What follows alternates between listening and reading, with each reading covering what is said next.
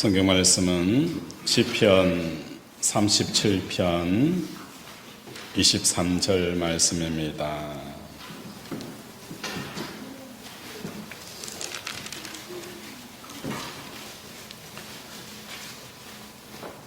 구약 829페이지입니다. 우리 시편 37편 23절 함께 합독하도록 하겠습니다. 여호와께서 사람의 걸음을 정하시고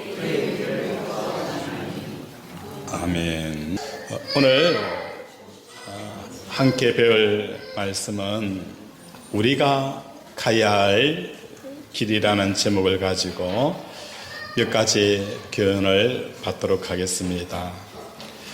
인생의 걸음은 우리가 스스로 걸어가는 것처럼 보이지만 실제 걸음을 인도하시는 분은 우리 하나님이십니다. 하나님의 섬세한 인도를 우리가 받지 않으면 잘못된 길로 금방 빠져들게 되어진다는 것입니다. 솔로몬 왕의 아들 여로보암 왕이 왕위에 즉위하였을 때에 많은 백성들이 몰려왔습니다. 왜냐하면 솔로몬 왕을 통하여서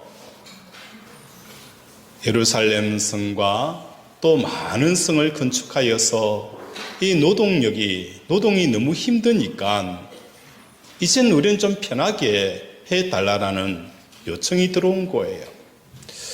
그때 여로보암 왕은 어떤 결론을 내립니까?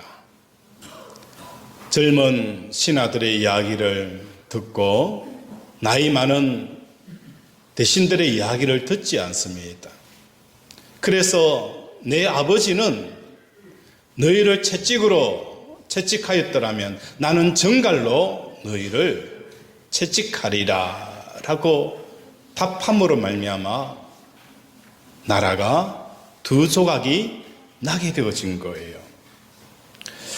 우리가 아무리 생각해 봤을 때에 이 백성들을 다스릴 수 있고 나라를 안정적으로 다스릴 수 있는 그 생각들을 여러 번 해봤을 거예요. 신하들을 모으고 준비합니다. 이들에게 어떤 답변을 내놓아야 되는지 계획하고 준비하고 또 확인하고 또 확인을 해서 그들에게 답을 내어놓았는데 결과적으로는 나라가 두 조각으로 나뉘게 되어진다는 거예요. 오늘 우리의 인생도 마찬가지입니다. 우리가 우리 인생의 길을 가면서 계획하고 또 계획한 것을 다시 확인하고 다시 시뮬레이션하고 그렇게 해서 야 정말 이건 확실하다라고 하였지만 필경은 사망의 길이 될 수가 있다는 것입니다. 잠언서 16장 25절에 보면 어떤 길은 사람이 보기에는 바르나 필경은 사망의 길이라 라고 경고하셨습니다. 이사야 57장 2절에 보면 바른 길로 가는 자들은 그들의 침상에서 편안하게 쉬리라 라고 말씀하고 있다는 거예요. 오늘 하루 일과를 마치고 침상에 눕습니다. 물론 이 침상은 이런 침상이 아니지만 침상에 누울 때에 마음이 요동을 친다면 오늘 하루의 내 삶의 길은 뭐 하는 거예요? 잘못 걷고 있었다라는 것을 우리가 점검해야 된다는 거예요. 우리가 침상에 들었을 때에 마음이 편안하게 침상에 누울 수 있다면 오늘 하나님의 인도하심을 따라서 내가 삶을 살았구나. 그러나 침상에 누울 때에 마음이 요동칩니다. 염려가 찾아옵니다. 불안이 찾아옵니다. 이것은 오늘도 우리는 하나님의 길을 쫓아간 것이 아니라 내 생각의 길을 쫓아갔다라고 점검할 수 있는 저와 여러분이 되어지길 바랍니다. 하나님이 인도하시는 길은 우리가 걸어야 되는 그 신앙의 길에 한꺼번에 보여주시는 길이 아니라는 거예요. 시편 말씀처럼 하나님의 말씀은 내 발의 등이요 내 길의 빛이라 라고 말씀합니다. 내 발의 등이요 내 길의 빛이라는 것은 오늘날처럼 이 헤드라이트가 밝은 시대가 아니잖아요. 등불을 켜고 그 등불 앞에서 빛을 비추며 걸어갑니다. 그 등불은 저 멀리까지 투과하여서 보여주는 그런 빛이 아니에요. 꺼져갈 듯 바람에 불며 휘날리는 그 등불은 어디를 비춰주는 거예요? 내 한 발 더 들일 수 있는 그 길을 비춰준다는 겁니다. 하나님의 말씀은 우리 인생에 우리가 어떻게 되어질 것인지 인생의 전부를 보여주시지 않는다는 거예요. 군에 갔다 온 사람들은 이렇게 이야기합니다. 자기가 소속되어져 있는 부대를 향하여서 오줌도 누지 않는다라는 이야기를 해요. 왜 그럴까? 다시는 군대에 가고 싶지 않다는 거예요. 그들에게 가장 무서운 꿈은 뭡니까? 다시 머리를 깎고 입소하는 그 꿈이 가장 무서운 꿈이라는 거예요. 우리 인생도 마찬가지입니다. 우리 인생의 전면을 다 보여주고 달려가라라고 하면 과연 끝까지 달릴 수 있는 사람이 누가 있을까? 저는 하나님 앞에 이렇게 묻습니다. 하나님, 나의 인생의 길을 다 보여주세요. 왜냐하면 지금 걸어가는 이 걸음들이 앞이 보이지 아니하고 답답할 때가 많이 있어요. 하나님, 내 인생의 길을 쫙 보여주시면 내가 믿음으로 달려가겠습니다. 과연 인생의 길을 다 보여준다고 해서 우리가 믿음으로 달려갈 수 있느냐? 그게 아니더라는 거예요. 하나님께서 우리를 인도하실 때에 한 걸음 내디디면 또 한 걸음을 보여주시는 거예요. 그런 순간, 어느 순간 우리가 목적지에 와 닿아 있는 우리의 모습을 발견하게 되어지는 거예요. 사무엘하 7장에 에벤 에셀이라고 하는 이 말뜻이 있습니다. 하나님께서 여기까지 도우셨다. 하나님께서 여기까지 도우셨다라는 이 표현은 내가 한 발짝 딛고 또 하나님께서 한 발짝 인도하면 또 한 발짝 딛고 하나님의 인도하심에 따라서 한 발짝 내어놓는 이 삶을 통하여 어느 순간 돌아보니까 하나님이 여기까지 나를 인도하셨네요 라는 것이 에베네셀이라는 거예요. 복음성가 가운데 내일 일은 난 몰라요. 하루하루 살아요. 불행이나 유행함도 내 뜻대로 못해요. 오늘 하루하루 사는 겁니다. 목회의 현장에서 오늘 하루하루 주시는 그 은혜로 사는 거예요. 내일은 또 다른 은혜를 구하면서 하루하루 살아가다 보니까 벌써 여기까지 온 거예요.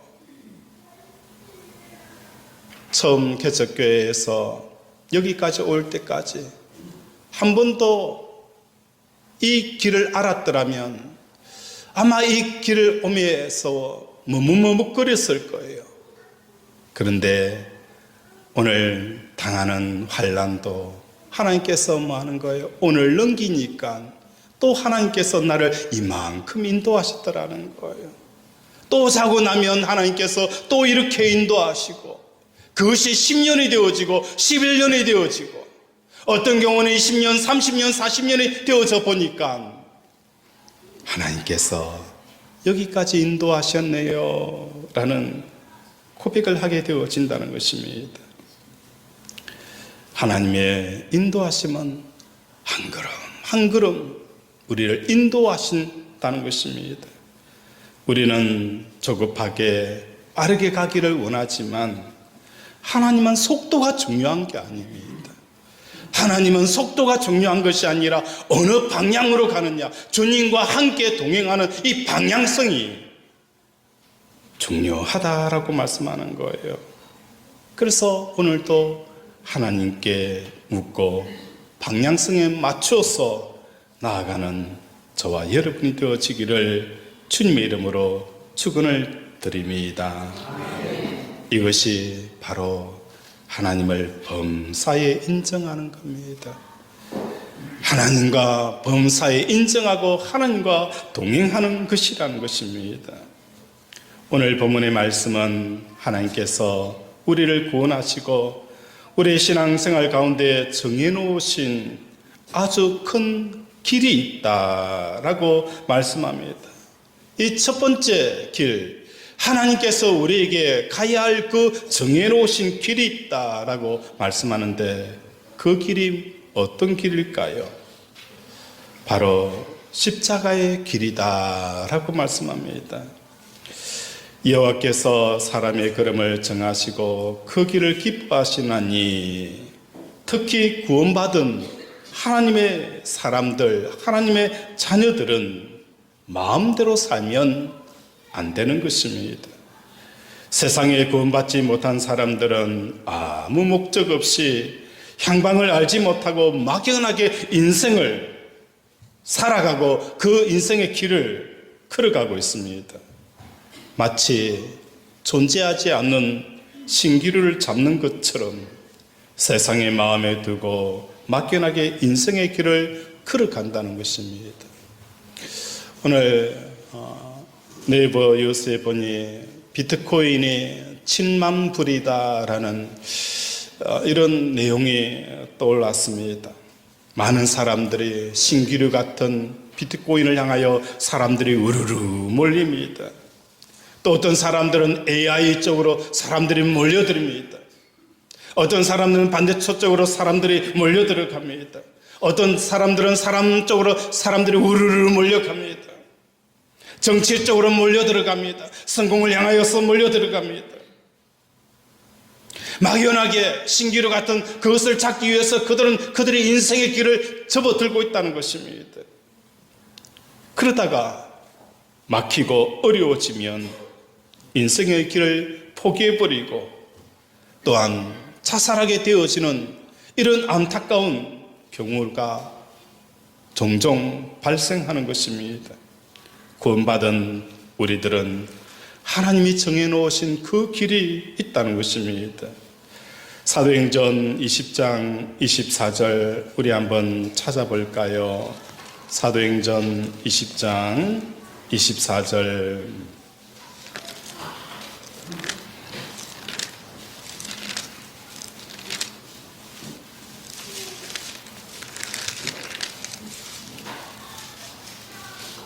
우리 함께 읽겠습니다. 신약 224페이지입니다. 시작.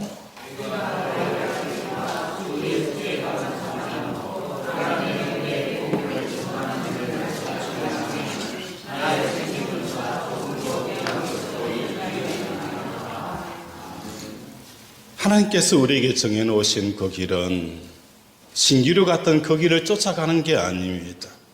사람들이 우르르 몰리는 그 길을 쫓아가는 것도 아닙니다. 우리가 가야 될 하나님이 정해놓으신 그 길은 24절에 말씀하고 있는 것처럼 내가 달려갈 길과 내가 달려갈 길 또한 주 예수께 받은 사명 그 하나님의 은혜의 복음을 증언하는 일에 마치려 하면은 나의 생명조차도 귀한 것으로 여기지 아니하노라 라고 말씀합니다. 우리가 가야 될 그 길은 사도 바울이 달려갔던 그 길을 달려가는 것이고 사도 바울이 달려갔던 주 예수 그리스도의 사명의 길을 달려가는 것이 하나님께서 우리에게 정해놓으신 그 길이라는 것을 깨닫는 저와 여러분이 되어지기를 바랍니다. 예수님이 걸어가시는 그 길은 3년 반 공생애 동안에 평탄한 길이 아니었습니다. 적당히 세상에 수응하고 지도자들과 수응하는 그런 길이 절대로 아니었습니다. 십자가를 지고 가는 삶이었고, 골고다 언덕 올라가면서 6시간 동안에 온몸에 피를 다 쏟으시는 고난의 길이었다는 것입니다. 십자가의 길이었고 고난의 길이었다는 것입니다. 아픔이 있는 곳이었고 고통이 있는 길이었고, 그렇지만 세상 사람들에게 생명을 주는 그 길을, 이게 뭡니까? 예수님이 달려간 길이고 사도 바울이 달려간 길이라는 거예요. 오늘 우리 사랑하는 권속들의 상 가운데 생명을 주는 길을 향하여 달려가는 저와 여러분이 되어지기를 주님의 이름으로 축원을 드립니다. 요한복음 13장 36절에 시몬 베드로가 가로되 주여 어디로 가시나이까? 십자가 지고 가는 그 예수님을 향하여서 베드로는 이렇게 묻습니다. 주여 어디로 가시나이까? 주님이 가시는 그 길이 어디로 갑니까? 나도 그 길을 따라가겠습니다 라고 이야기를 하는 거예요. 그때 예수님께서는 베드로를 향하여서 이렇게 답변합니다. 내가 가는 곳에 내가 지금 따라올 수 없으나 후에는 뭐 하는 거예요? 따라오리라. 지금은 따라올 수 없다는 거예요. 지금은 따라올 수 없지만 후에는 따라오리라. 베드로가 이해가 되어지지가 않아요. 왜 지금은 못 따라가는지, 지금은 못 따라가는데 왜 나중에는 따라갈 수 있는지 이해가 되어지지 않는 거예요. 그래서 베드로는 예수님에게 이렇게 답변합니다. 내가 지금 어찌하여 따를 수 없나이까? 주를 위하여서 내 목숨을 버리겠나이다. 내 목숨을 버려가면서까지 주를 따라가겠습니다라고 하니까 예수님께서 대답하십니다. 네가 나를 위하여 이 목숨을 버리겠느냐? 내가 진실로 너에게 이르노니 닭 울기 전에 내가 3번 나를 부인하리라. 닭 울기 전에 3번 나를 부인하리라 라고 말씀한 겁니다. 왜 베드로가 지금 예수님을 따를 수 없었을까? 목숨도 버려가면서까지 따르겠다라고 하는 그 베드로가 따를 수 없는 이유가 무엇 때문일까? 아직 베드로가 예수님의 사랑을, 십자가 사랑을 받지 못하였기 때문이라는 것입니다. 예수님께서 십자가에 죽기 전이기에 십자가의 그 사랑을 베드로가 체험하지 못하였다는 거예요. 그 십자가의 사랑을 체험하지 못한 사람은 내가 목숨을 내어놓고도 따르겠다라고 하지만 결과적으로는 예수님을 부인하고 저주하며 따를 수 없다는 것입니다. 아직 예수님께서 베드로를 위하여 십자가에서 목숨을 바쳐 죽어주지 않았는데 베드로가 어떻게 예수님을 위해서 죽을 수가 있을까? 그 십자가 사랑을 아직 받아본 적이 없는데 어떻게 십자가 길을 걸어갈 수 있겠느냐라는 말씀입니다. 그래서 십자가 사랑을 받지 못한 사람은 주님이 가는 그 길을 갈 수가 없는 것입니다. 그래서 실제로 예수님이 로마 병정에 끌려갈 때에 어떻게 했습니까? 계집종이 와서 베드로에게 저 사람도 그의 당이다라고 이야기하였을 때 아니다, 나는 저 사람을 모른다. 또 한 여종이 와서 저 사람도 그 사람이다라고 했을 때 나는 저 사람을 모른다라고. 마지막에는 뭐 하는 거예요? 예수님을 모른다라고 부인하고 저주까지 하면서 맹세까지 하였던 사람이 바로 베드로였습니다. 예수님의 죽음이 내 죽음이 되지 않으면 그 길을 갈 수 없다라고 말씀합니다. 오늘 우리 사랑하는 권속들의 상 가운데 우리는 어떤 길을 가야 합니까? 십자가의 길을 가야 합니다. 예수님이 가셨던 그 길을 가야 한다는 거예요. 그런데 우리는 지금 그 길을 갈 수가 없다는 거예요. 우리의 삶의 현장에서 식사 기도하기가 부끄러운 거예요. 혹시나 내 기도하는 거 누가 보지 않을까? 그 식사 기도도 부끄러운 거예요. 믿음으로 삶을 살아간다는 것이 너무너무 힘든 거예요. 왜 그럴까? 지금은 내가 그 길을 쫓아올 수 없다라고 말씀하는 거예요. 예수님의 십자가 사랑이 내 사랑이 되어질 때에 그때서 우리에게는 무엇을 할 수가 있는 거예요? 주님의 길을 갈 수가 있게 되어지는 거예요. 주님의 사랑을 받아 영혼을 바라보는 뜨거운 마음을 가지지 않으면 절대로 그 십자가의 길을 갈 수가 없다는 것입니다. 우리가 정해놓은 그 길을 이제 버려두고 예수님께서 우리에게 정해놓은 그 길을 가는 저와 여러분이 되어지기를 바랍니다. 우리 전도부에서 정관을 향하여서 복음을 전하자라는 제안을 우리 손진록 장로님이 올려주셨어요. 그래서 교회에서 이제는 정관을 향하여서 코로나 때문에 멈췄던 이 전도를 이제는 해야겠구나. 한 영혼 그들에게 예수 복음 전하고 그들의 영혼을 위하여서 기도하는 이 복음 전도하고 사명을 감당하는 저와 여러분이 되어지기를 주님의 이름으로 축원을 드립니다. 두 번째 길은 어떤 길입니까? 하나님이 정해놓으신 길은 우리에게 광야의 길을 걷게 하셨다라고 말씀합니다. 욥기 23장 10절에 보면 나의 가는 길을 오직 그가 아시나니 그가 단련하신 후에 내가 정금같이 나오리라. 하나님이 정해놓으신 그 길은 우리를 연단하고 단련하여서 정금같이 나오는 그 광야의 길을 걷게 하셨다라고 말씀합니다. 신명기 8장 2절에 보면 내 하나님 여호와께서 이 40년 동안에 너로 광야 길을 걷게 하신 것을 기억하라. 이는 너를 낮추시며 너를 시험하사 내 마음이 어떠하든지 그 명령을 지키는지 아니 지키는지 알려 하심이라. 이것이 뭡니까?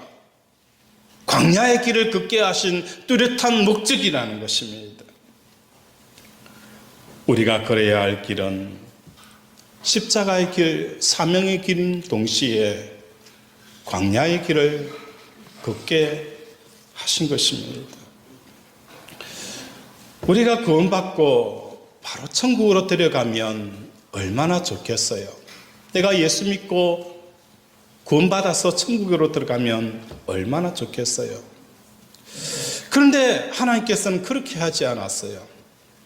내가 예수 믿고 구원받았지만 우리 주위에 누가 있는 거예요? 이 패역한 세상이 있는 거예요. 악한 세상이 있어요. 또 악한 사람들이 있어요. 더 나아가서 내 속에 가지고 있는 이 죄의 기질이 남아있는 거예요. 여전히 사단은 유혹하고 역사하고 있다는 겁니다. 이 가운데 우리는 얼마나 많이 가슴 졸여야 합니까? 얼마나 많은 가슴을 졸이며 하루하루 살아갑니까? 또 얼마나 많이 울어야 합니까? 그러면서 하나님, 나를 구원하셨으면 천국 바로 데려가시지 왜 이 세상에 내버려 두셨습니까? 그것은 다른 게 아니라 우리로 광야의 길을 걷게 하신 목적이 있다는 거예요. 그 목적은 나를 낮추시고 하나님의 말씀을 지키고 믿음으로 살고 있는지 알게 하려 하심이라 라고 말씀하고 있다는 거예요. 여보, 나의 달려갈 길과 나의 가는 길을 오직 하나님이 아시나니 그가 나를 단련하신 후에 점검같이 나오리라 라고 표현하는 거예요. 이 점검은 믿음을 상징합니다.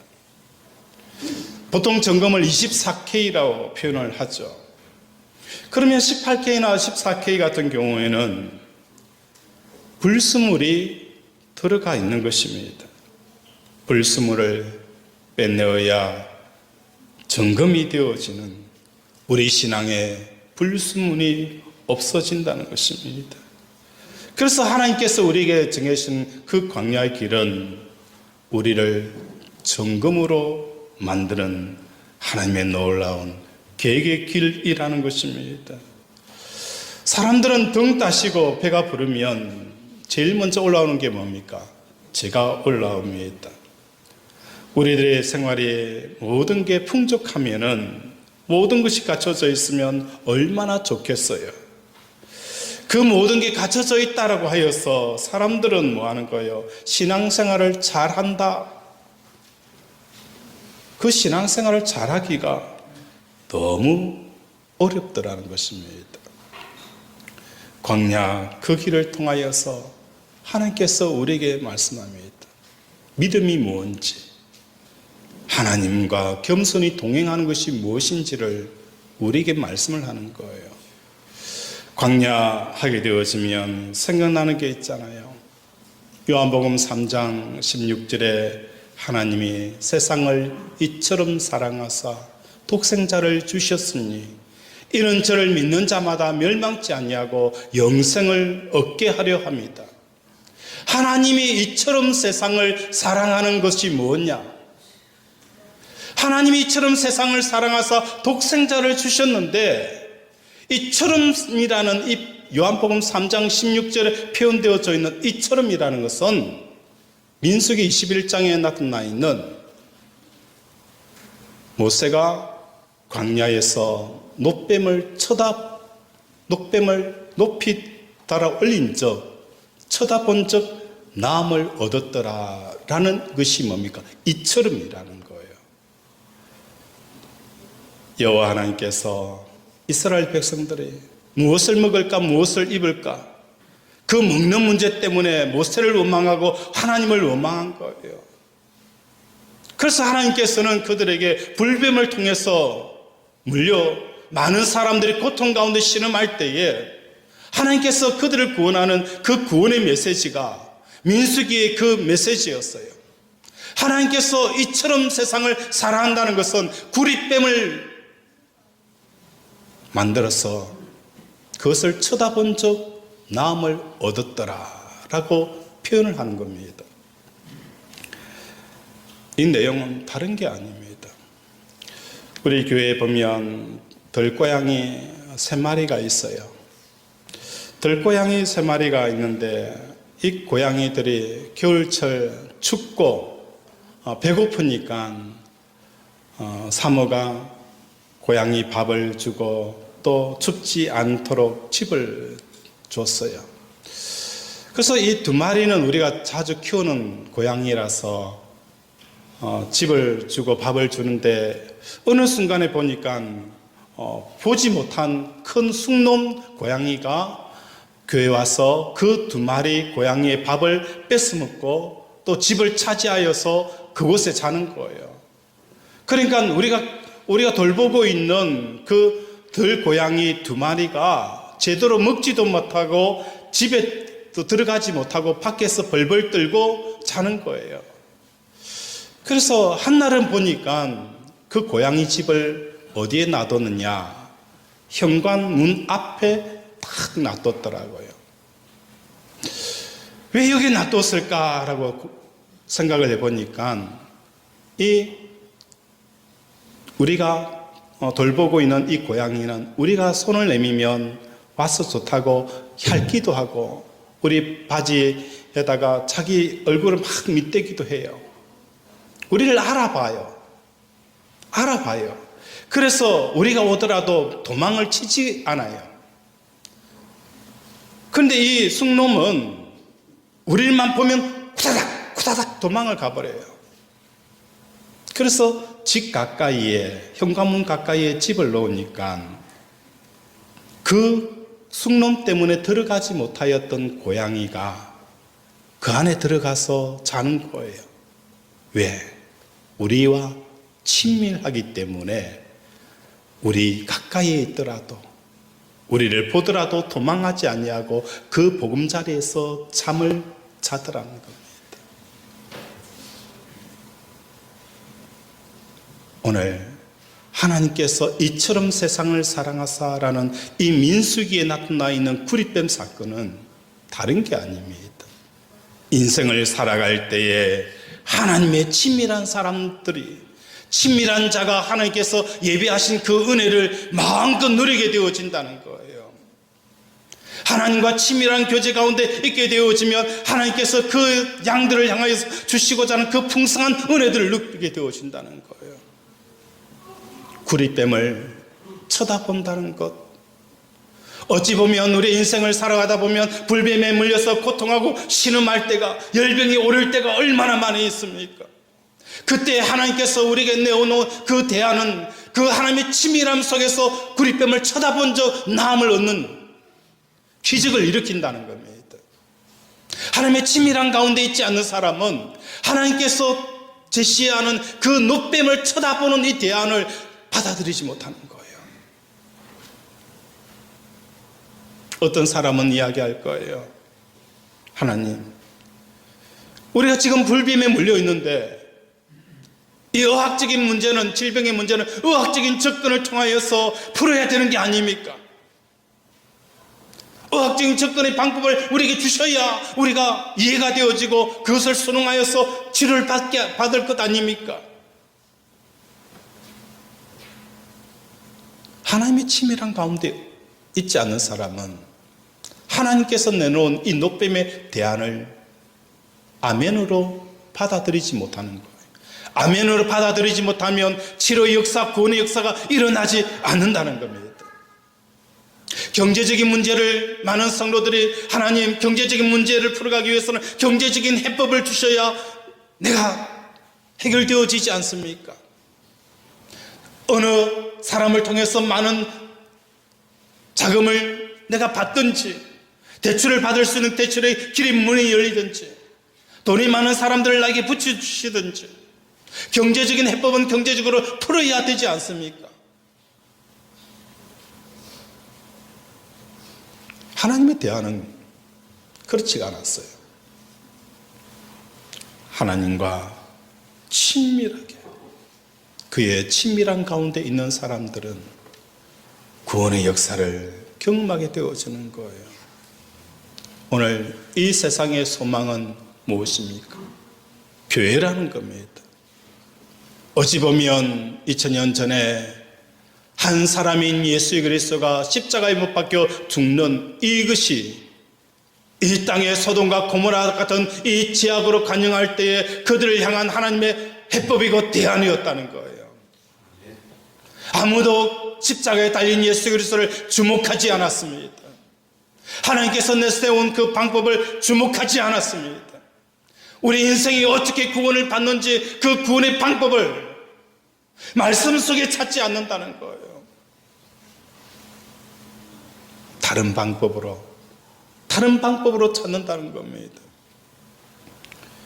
광야길을 걷게 한 것, 다시 말해서 광야에서 모세가 뱀을 든 것처럼 이 광야라는 것은 우리가 이 인생을 살아갈 때에 뭔가 저장할 수 있고 뭔가 경영할 수 있는 터가 완전히 없는 그곳이 광야라는 거예요.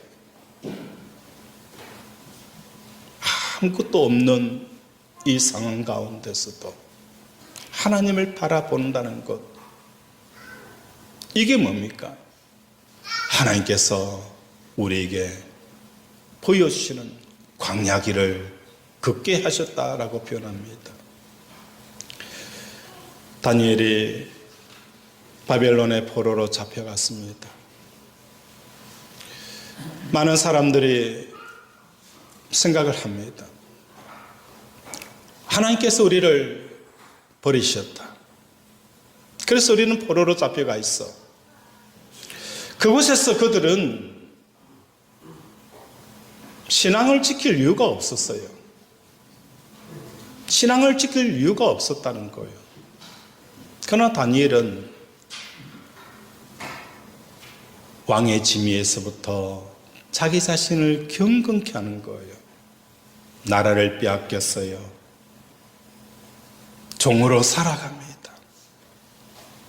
떠도는 인생입니다. 하나님, 나를 왜 지켜주지 않았습니까? 왜 멸망으로서 내 나라를 지켜주지 못하고 왜 나를 지켜주지 못합니까? 그 모든 것을 빼앗긴 상황 가운데서도 다니엘은 왕의 지위에서 내려오는 그것을 먹지 아니하고 음식으로부터 자기를 정결케 지킨 거예요.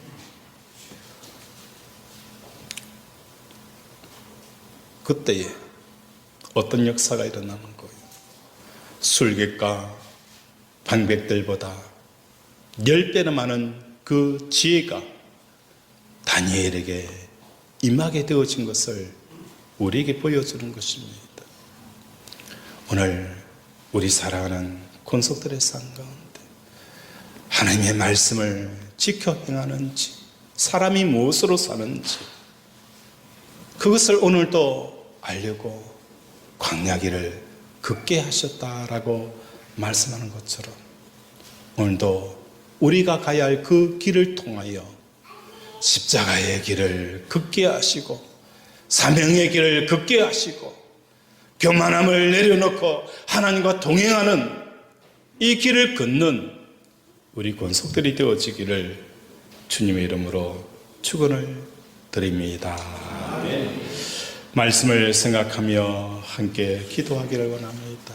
하나님, 우리가 가야 할 길이 참 많이 있지만 하나님, 주님이 가신 그 길, 십자가의 길과 사명의 길과 또한 광야를 통해서 하나님과 동행하는 이 길을 가는 우리들이 되게 해달라고 이 시간 주여 한번 부르고 기도합니다. 주여. 하나님 아버지, 오늘 많은 사람들이 자기의 길을 가고 있지만 우리가 가야 할 그 길은 아버지, 우리에게 정해놓은 그 길, 아버지의 십자가의 길을 달려가게 하여 주시고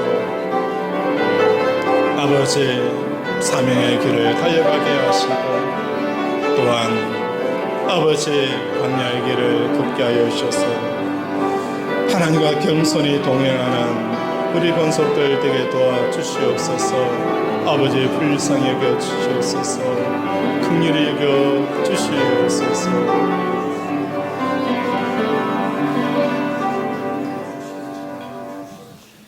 하나님 아버지, 오늘도 하나님의 사랑이 내 사랑에 되어지지 않으면 우리는 십자가의 길을 갈 수 없습니다. 끊임없이 베드로처럼 머뭇거렸던 삶을 회개하고 이제는 아버지의 십자가의 길, 사명의 길, 하나님과 동행하는 길을 걸어가는 우리 권속들 되게 도와 주시옵소서. 아픈 곳에 손을 얹습니다. 그가 찔림은 우리의 허물 때문이요 그가 상함은 우리의 죄악 때문이라. 그가 징계를 받음으로 우리는 평화를 누리고 그가 채찍에 맞음으로 우리는 나음을 받았도다. 내 영혼이 죄 사함 받은 것처럼 나 육신의 모든 허물과 죄도 사함 받았음을 예수 그리스도 이름으로 선포하노라. 예수 그리스도 이름으로 명한다. 치장함은 깨끗하게 나을지어다. 내부종은 치유될지어다. 관절염, 피부병, 디스크, 조울병, 혈관병, 갱년기, 부인불면증 각종 암은 예수 그리스도 이름으로 명하노니 깨끗하게 치유될지어다. 오늘도 우리를 치료하시고 회복시켜 주심을 감사드립니다. 일평생 아버지 하나님의 길을 걷는 우리 권속들 되게 도와 주시옵소서. 예수 이름으로 기도드립니다. 아멘.